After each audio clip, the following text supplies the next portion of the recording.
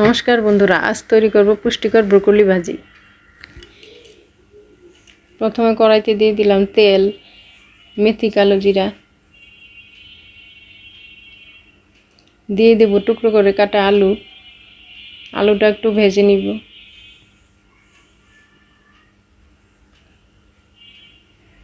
দিয়ে দিয়েছি ব্রোকলির ডাঁটা আলুর মতো কেটে, একটু ভেজে নিলাম।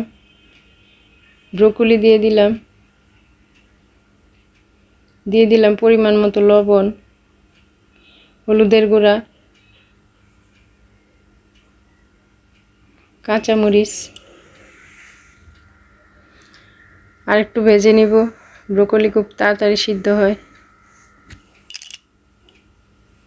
তৈরি হয়ে গেল ব্রোকলি ভাজি।